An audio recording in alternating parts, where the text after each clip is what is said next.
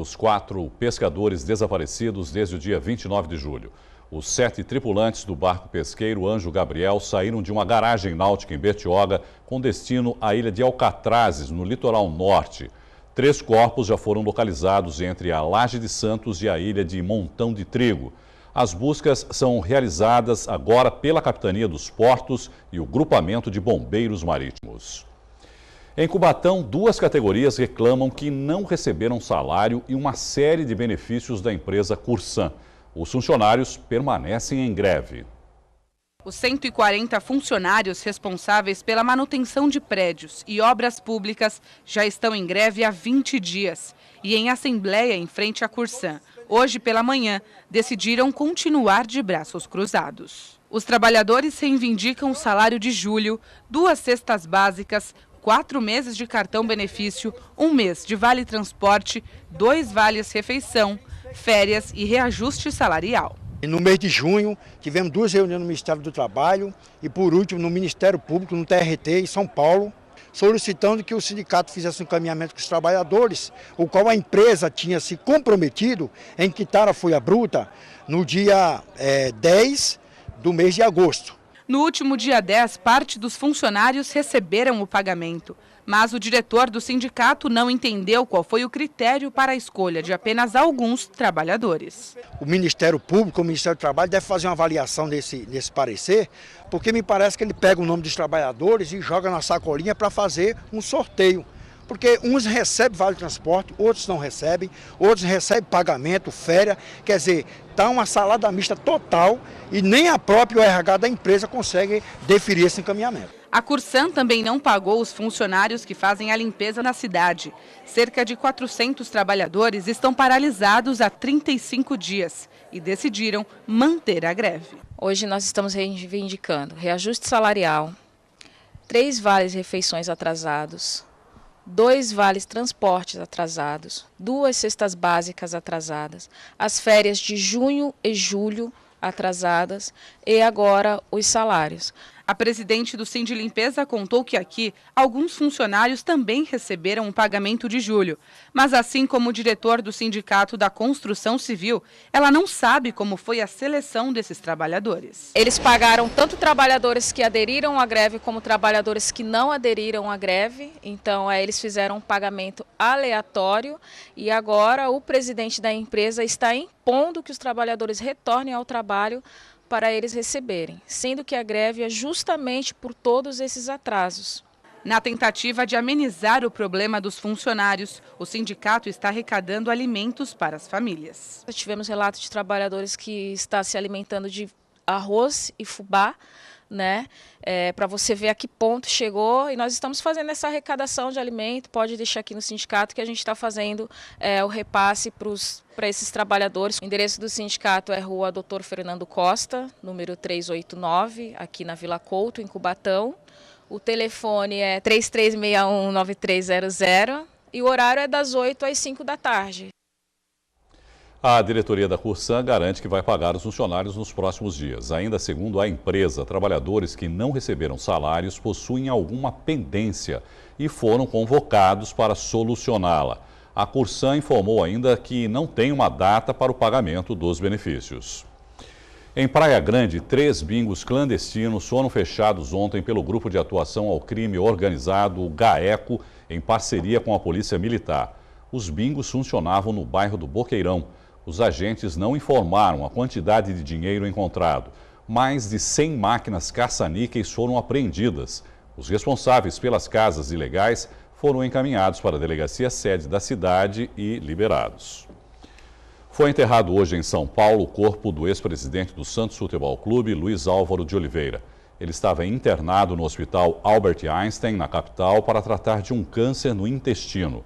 Laor, como era conhecido, dirigiu o Santos entre 2009 e 2014, quando renunciou ao cargo por problemas de saúde.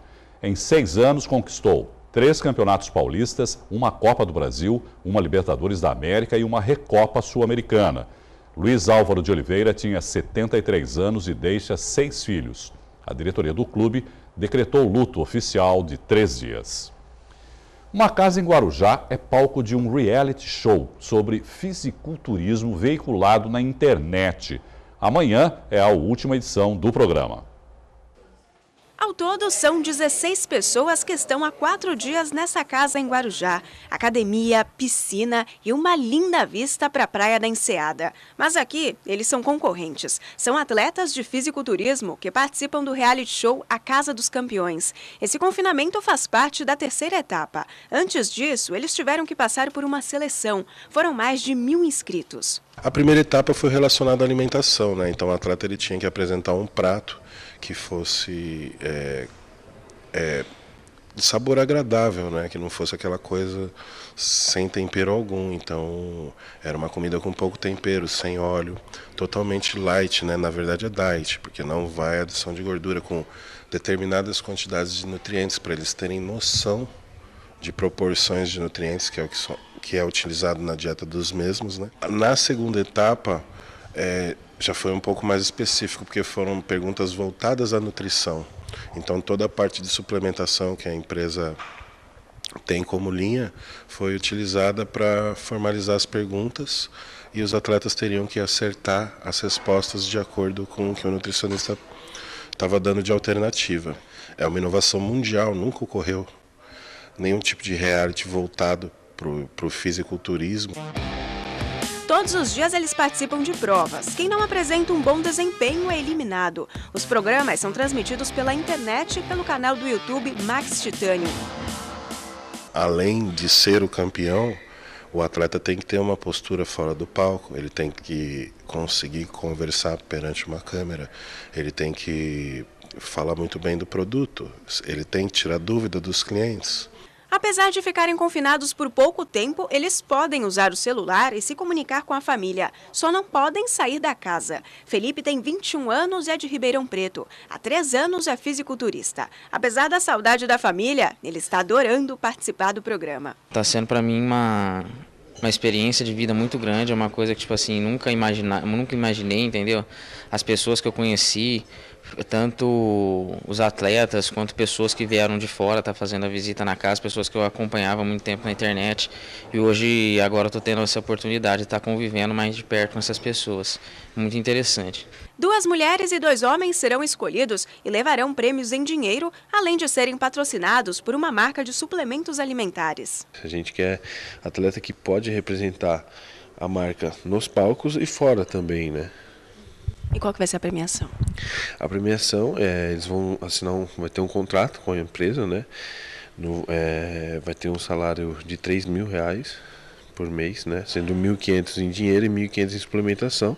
Hoje nós teremos uma outra prova, conhecimentos gerais, para ver quem conhece do esporte, realmente quem conhece sobre regras, porque como eu falei, a gente precisa de um atleta que seja completo.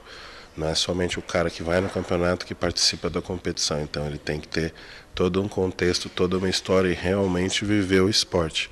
É isso que nós estamos buscando. A maior dificuldade é ficar longe do trabalho, né? Até que eu ouço muitos atletas falarem, são 5 dias, mas tem que, né, distorcer lá no trabalho para poder estar aqui. Mas está sendo muito bom, não tem restrição de comida, academia à vontade, piscina, então não tem. As provas são tensas, né? São bem difíceis. Então hoje tem uma prova, a gente está todo mundo tenso, estudando sobre o fisiculturismo, é eliminatória. Então essa é a parte mais difícil, mas de resto todo mundo se deu bem, a galera, todo mundo unido, assim, não tem nem aquele clima de competição, sabe? Tá sendo muito bom. O Caderno Regional volta a falar hoje da cobertura das eleições municipais. Todos os candidatos a prefeito de Santos vão passar pelo estúdio da Santa Cecília TV para apresentar as propostas de governo. Nós faremos as mesmas 4 perguntas para todos. Cada resposta pode ter no máximo de 2 minutos e 30 segundos, não cumulativos. Na semana passada, recebemos os candidatos Hélio Alite, do PRTB, Genival Bezerra, do PSDC, Karina Vitral, do PCdoB, Paulo Schiff, do PDT e Edgar Boturão, do PROS. A convidada de hoje é a advogada Débora Camilo, do Partido Socialismo e Liberdade, o PSOL. Candidata, boa noite, obrigado por participar conosco. Gostaria que a senhora falasse um pouquinho a respeito da sua vida pessoal, política e profissional, se apresentando aqui para os nossos telespectadores. Obrigada, boa noite, agradeço o convite. Meu nome é Débora Camilo, tenho 36 anos, sou advogada, moradora da Zona Noroeste. Fui aluna e hoje sou professora e coordenadora de Cultura e Cidadania do Projeto Educafro. Também estou como vice-presidente da Comissão da Verdade sobre a Escravidão da OAB Santos. Eu acho importante essa apresentação dos candidatos, mas eu gostaria de enfatizar que a candidatura do PSOL é uma candidatura ampla, plural, né? Por mais que a gente entenda da importância do candidato ou da candidata nesse momento, a gente faz um trabalho coletivo, uma construção coletiva, tanto da candidatura, e isso aconteceu até no processo, na construção do programa de governo. De qualquer forma, agradeço o convite. Na sua opinião, quais são os principais desafios do próximo chefe do Executivo Municipal? Acho que o principal desafio que o PSOL terá, né, porque eu afirmo que o PSOL estará à frente da Prefeitura no próximo mandato, é justamente democratizar a cidade. E quando a gente fala democratizar a cidade, é porque algumas pessoas acreditam que não há um projeto de governo, não há um projeto de cidade para Santos. E nós afirmamos que não, há sim um projeto de cidade para Santos, mas não é um projeto público. É um projeto que, infelizmente, visa interesses privados. E interesses esses que vão sempre garantir o privilégio de uma minoria, de grupos econômicos que sempre determinam de que forma a política da cidade vai ser desenvolvida, de que forma os investimentos da cidade serão feitos. E isso é muito prejudicial para a cidade, é muito prejudicial para a população, principalmente porque leva infinitos problemas para a população. A especulação imobiliária, a expulsão da população da cidade de Santos para as cidades vizinhas, a falta de investimento em áreas como a Zona Noroeste, e isso cada vez mais vai acentuando as dificuldades da cidade. Então a gente acredita que há necessidade de se reverter essa lógica, colocando em prática os programas que nós acreditamos, como os planos para a cidade, os planos públicos, a valorização do serviço público e levar uma melhor política para a população. E quais são os principais pontos do seu programa de governo, candidato? Alguns pontos para o nosso programa de governo é a questão da participação popular, a questão da transparência e a questão da democratização dos investimentos. Quando a gente fala na participação popular, a gente acredita que os conselhos deliberativos devem ser reforçados, eles devem ser autônomos e nós acreditamos que a população ela deva participar da administração da administração pública. Quando a gente fala em transparência, a gente está falando de Santos, uma cidade que nós vemos que é uma verdadeira caixa preta, né? E quando a gente verifica a dificuldade de ter acesso aos contratos firmados pela prefeitura, a gente vai vendo que existem realmente alguns interesses que precisam ser combatidos, né? Um dos exemplos que a gente pode utilizar é a questão das OS, né? Existe um investimento, mas a gente não sabe de que forma esses valores vão ser repassados. A gente poder fazer uma auditoria em alguns contratos, como os de transporte, a gente poderia até verificar a possibilidade de se fazer um passe livre para a população, coisa que infelizmente nunca foi feito. E quando a gente fala sobre a inversão do investimento ou a democratização do investimento, a gente verifica que alguns setores da cidade recebem mais investimentos em detrimento de outros. E se a gente equalizar, se a gente levar esse investimento de uma forma equilibrada para toda a cidade, todos ganham. né? Se você pegar o centro de Santos, levar mais investimento, levar a população para aquela área, você vai fomentar o comércio, você vai diminuir você vai melhorar a segurança pública e isso vai ser sentido por toda a cidade. 2 minutos e meio para as suas considerações finais, por favor. Eu tenho certeza que todos os candidatos e candidatas que vierem aqui falar com a população, pedir o seu voto, vão dizer que tem o melhor projeto e vão sempre trazer os melhores projetos de governo, os melhores planos de governo. Só que esses candidatos e essas candidatas em nenhum momento vão dizer de que forma isso vai ser feito. Em nenhum momento eles vão dizer de que forma eles vão enfrentar e se eles irão enfrentar grandes grupos econômicos que sempre determinaram a forma que o investimento e de que forma as políticas seriam feitas. E vale lembrar que esses grandes grupos econômicos são esses grupos que sempre financiaram a campanha e a candidatura de vários políticos que já estão hoje na política santista.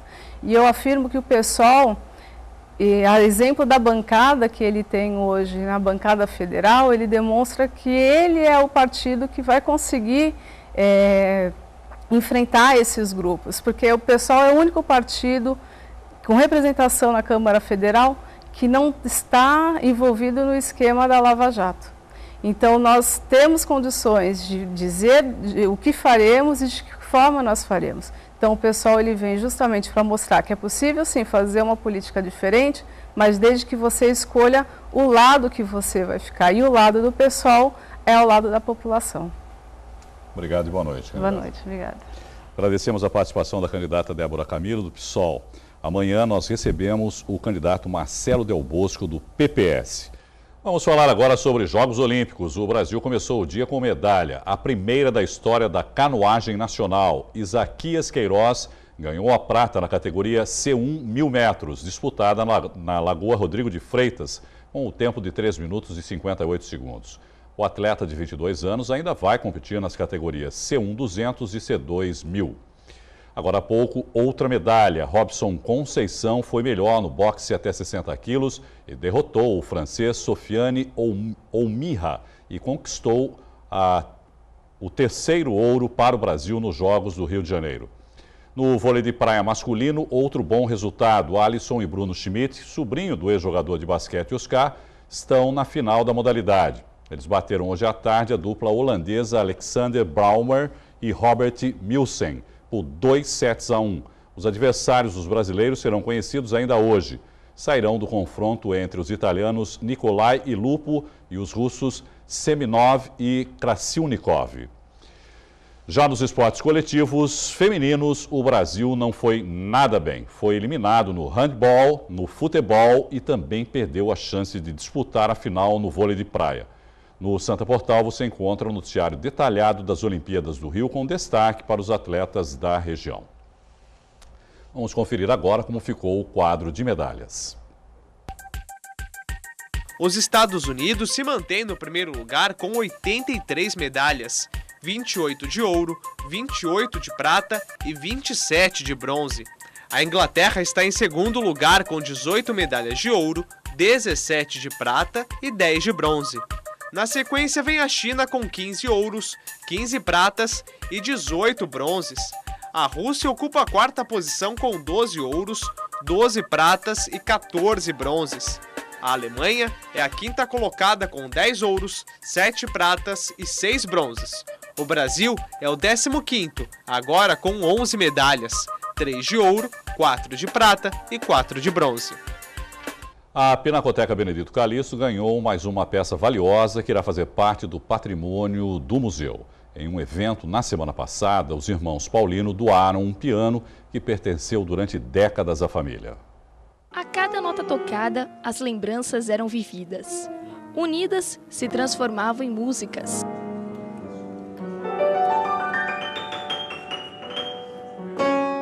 Melodias que marcaram a vida dos 3 irmãos. Mais do que um simples piano, o instrumento carrega consigo uma história de 80 anos da família Paulino.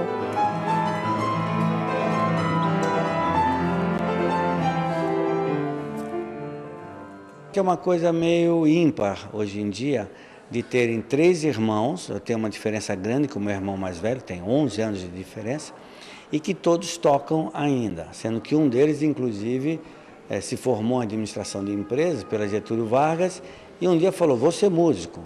Então, tudo isso nasceu desse instrumento. Foi neste piano que os filhos da violinista Aldeci Paulino, falecida em 2014, aprenderam a tocar e tomaram gosto pela música. Comecei a estudar nesse piano com 6 anos de idade, né? Quer dizer que poder tocar depois de ter rodado o mundo como pianista e retornar ao piano que minha mãe iniciou meus estudos é uma satisfação, né? O instrumento, que tem um enorme valor para a família, agora ficará na Pinacoteca Benedito Calixto.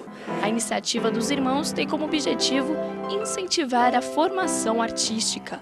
Hoje em dia, é muito importante que os jovens tenham a música como um complemento educacional. Mesmo que não sejam profissionais e tudo mais, a música é um complemento educacional.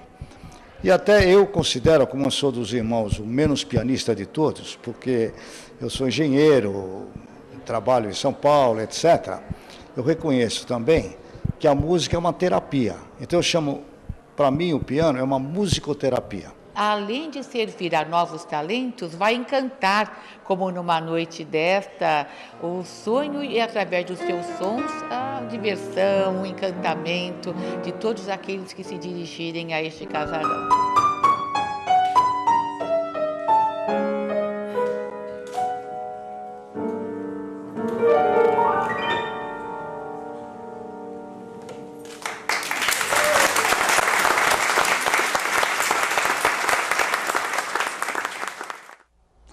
A edição de hoje termina aqui. Você pode sugerir matérias e enviar fotos e vídeos pelo WhatsApp da redação. O número é o 991411430.